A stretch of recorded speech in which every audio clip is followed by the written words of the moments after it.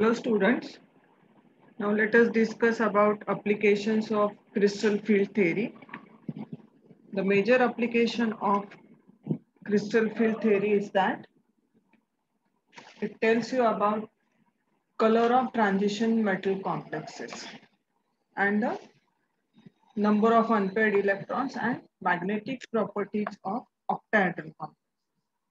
So color and the magnetic properties of octahedral complexes can be decided by crystal field theory.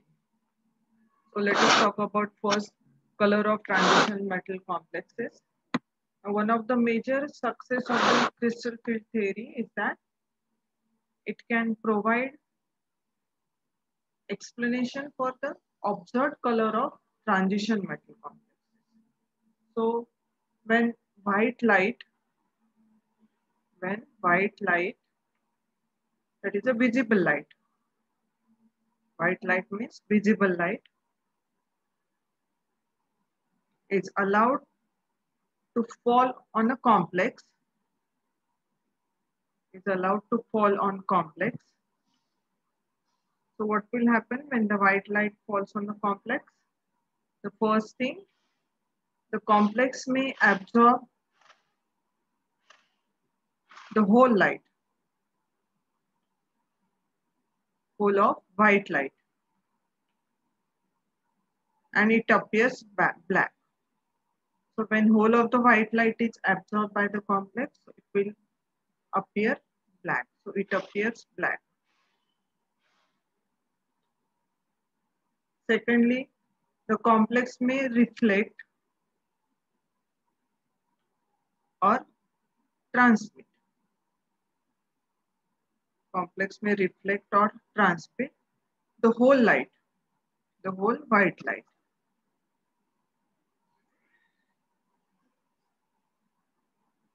And it appears white.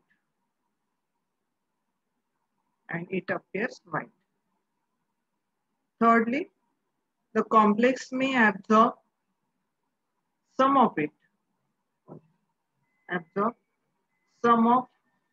white light and may reflect or transmit the remaining light.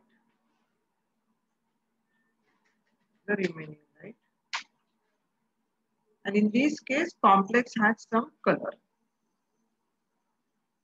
If some of the light is absorbed and some of it may reflect, in this case, the complex has some color. So these are the things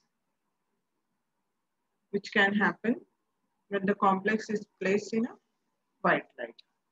Now the absorption of light by colored complexes takes place in visible region. So we are talking about the visible region of the spectrum, of the electromagnetic spectrum. So this visible range, it extends from visible range of the light, of the spectrum or light, it extends from 4,000 angstrom units to 7,000 angstrom units. Or in nanometers, you can write 400 nanometers to 700 nanometers, where this 1 angstrom unit equals to 0.1 nanometer. Okay. So the color of the absorbed light, it is different from that of the transmitted light, which is called as the complementary color of that absorbed light. So the color of the absorbed light,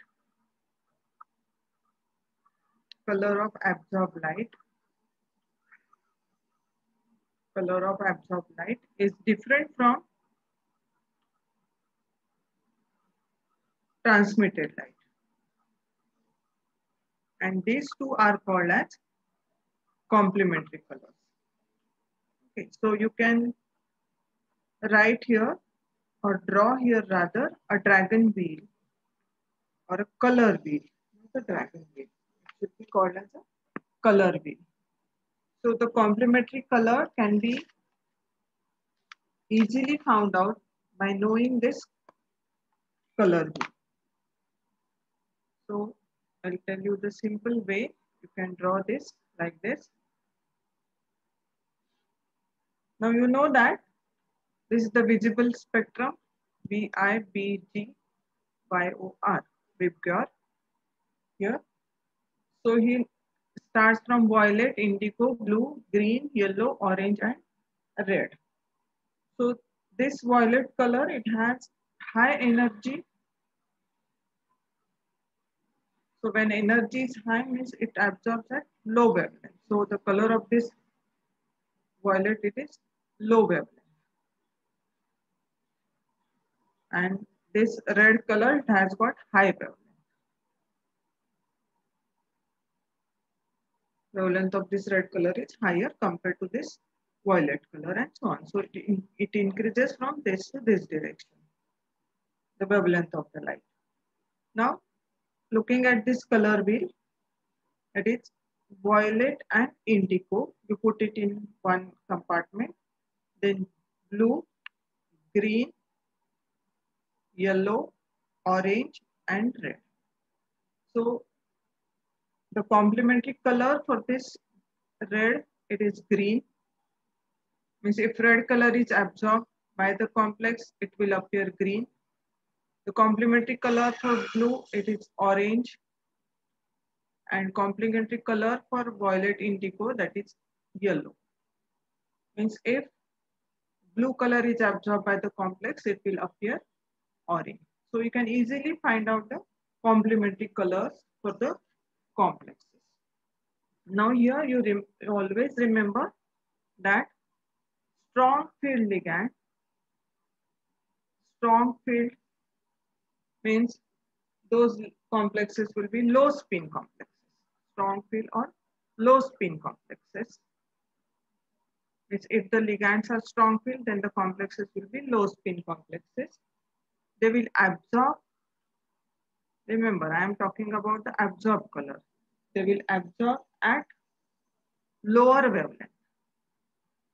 So this information will help you to solve the MCQs. They will absorb at lower wavelength of light. This you must remember. Secondly, weak field. When I say weak field, I mean those will be the high spin complexes. High spin complexes will absorb higher wavelength of light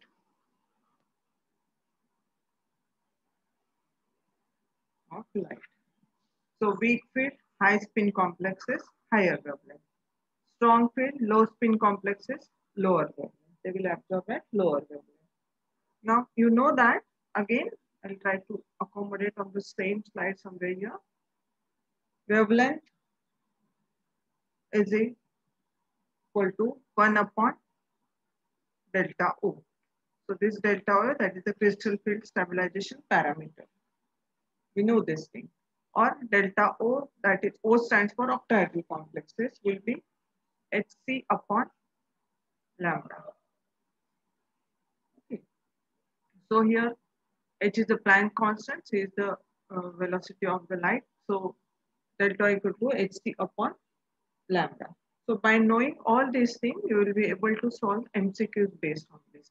So this important information is important. Wavelength is inverse of this lambda. Delta O, that is crystal field stabilization parameter, that is 0.6 and 0.4. When this the d orbitals, they got split in the presence of strong and weak field ligands. Now we have seen that when we talk about this color of the complexes, that is the color of the absorbed light, as I already told that it is different from the transmitted light, and that can be known by its complementary color. Now the different regions for this color you can write here. For violet color, it is 400 to 420 nanometers. For indigo, The wavelength of the color is 420 to 440 nanometers. For blue, it is 440 to 490 nanometers. Then green, it is 490 to 570. And in between there will be blue, green, green, blue, green, yellow, orange, like that. Then yellow color, it is 570 to 585 nanometers. Then for red, orange, it would be 585 to 620 nanometers. And for red, the wavelength is 620 to 780 nanometers. So approximately around 400 to 700 nanometers. So this is the range for the different colors. Now with the help of the visible absorption spectrum of complex ion, it is possible to know the color of the complex. For example, titanium, aqua complex of titanium. It shows absorption maxima at a wavelength of about 5000 angstrom units. Okay, which corresponds to wave number. Wave number equals to 20,000 centimeter inverse. Now, 1 angstrom unit equals to 10 raised to minus 8 centimeter. Here the lambda is 5000 angstrom units, which will be equal to 5000 into 10 raised to minus 8 centimeter. Now, wave number, that is the inverse of lambda in centimeters. So this will be 1 divided by 5000 into 10 raised to minus 8, which substituted the value for lambda here. So that will give you 1 upon 5 into 10 raised to minus 5 centimeter inverse equals to, when you solve this, you will get 0.2 into 10 raised to 5 centimeter inverse. That is nothing but 20,000 centimeter inverse. So in this way, you can calculate this wave number for this. Now, when I say titanium, I'll go to the next slide. Ti3 plus in this complex, TiH2O 6 with oxidation number 3 plus. So for this titanium 3 plus, you can write the configuration as T2G 1 and Ag 0. Now when this complex, titanium H2O 6 3 plus complex, it absorbs light in the visible region at 5000 angstrom units. It absorbs light at 5000 angstrom units. The energy associated with this absorbed light, of wave number, so this wave number, it is equal to 20,000 centimeter inverse, which is equal to 20,000 into 2.85 into 10 raised to minus 3, which is equal to, when I solve this, you will get 57 kilocalories per mole. So what is this 2.85? That is 1 centimeter inverse equals to 2.85 into 10 raised to minus 3 kilocalories per mole. So I just converted this into kilocalories, wave number into centimeter inverse into kilocalories per mole. So this energy, that is 57 kilocalories per mole, is equal to the energy difference, that is delta O between T2G and Eg levels, because we know that it splits this way. So this is the value for this delta O, isn't it? So the value for this delta O, that is equal to 57 kilocalories per mole. That is the energy difference between the T2G and Eg levels. So this type of electronic transition from T2G to EG level, this is called DD transition. You know this is DD transition. And the color of this complex is attributed due to this DD transition here. Now, the configuration for this is like this, T2G1 and EG0. So, 0 here. When I write the configuration, different orbitals for this, T2G orbital and EG orbital, there is nothing in this. There is only one electron in this T2G orbital. So when it absorbs light, this electron will absorb some energy, and this has now jumped to this EG orbital. So it becomes EG1, and this, there will be nothing in this T2G orbital. So this will be T2G0. So that is the excitation of electron from this T2G1 to EG orbital. So there is this absorption of light by this complex, titanium aqua complex, water complex, on involving a shift of electron from T2G to, from this T2G to EG level. And this is called as the DD transition. So this DD transition is responsible for attributing color to the complexes.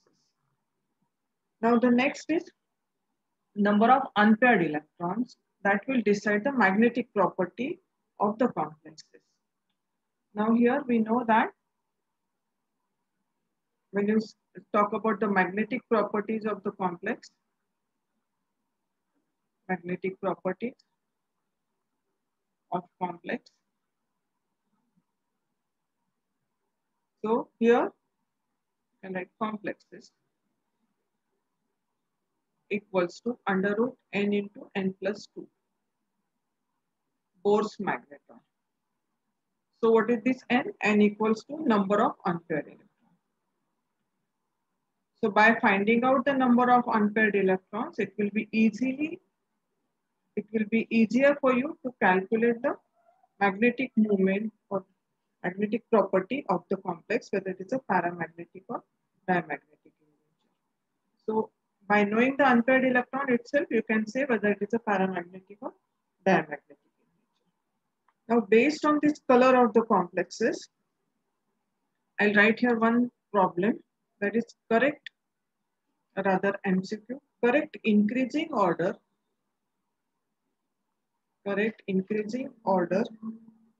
for the wavelength, I'll write in short, wavelength of absorption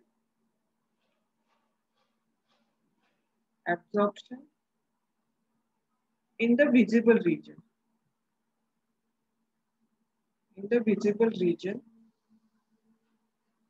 For the complexes of cobalt 3 plus E. There are different complexes of cobalt are given.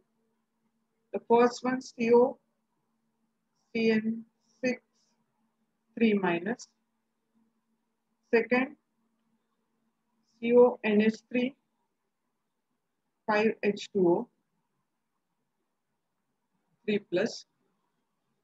Third CONH3 5Cl 2 plus. The fourth CONH3 6 3 plus. So we want to arrange these complexes in the increasing order of the wavelength of absorption. So don't forget, we have to decide the order on the basis of wavelength of absorption here in the visible region. Now for this thing, what is important here? That is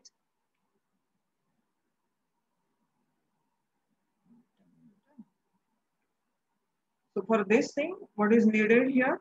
That is, you should know the strength of the ligands first.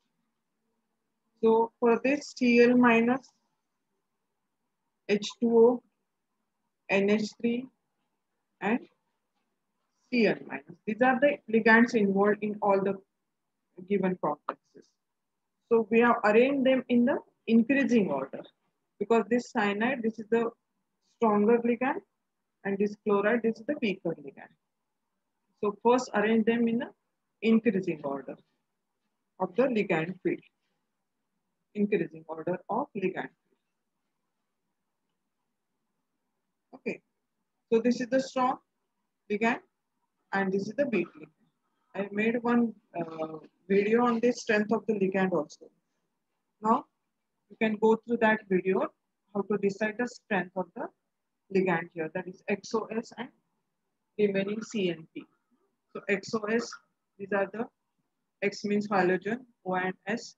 So if this and O, C and P. If the donor atom is either of them, that will be weak ligand. And if the donor atom of either of them, that will be strong ligand. Okay. So when I say strong ligand means, insert one slide here.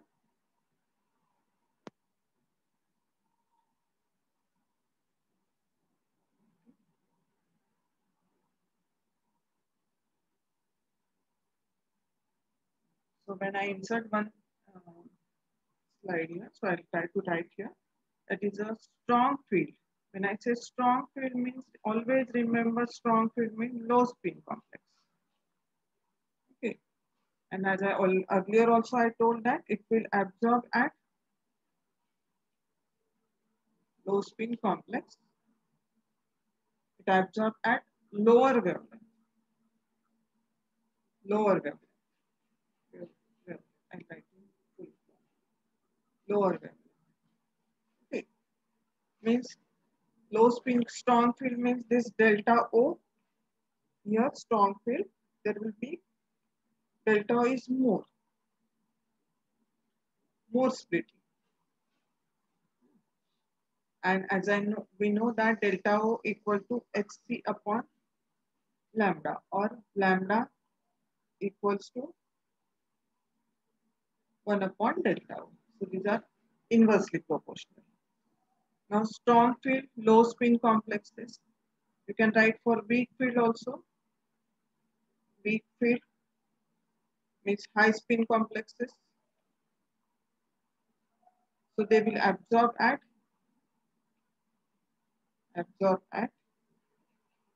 higher wavelength. Higher wavelength. So when I say high spin complexes, weak field means there would be less splitting, that is delta O is less, isn't it? So lambda will be equal to 1 upon delta O. Delta O is less means this will be lambda inverse of this, means when this value is a smaller one, this will be having the higher value. So lambda will be higher, that is wavelength will be higher here. So this expression will help you to decide whether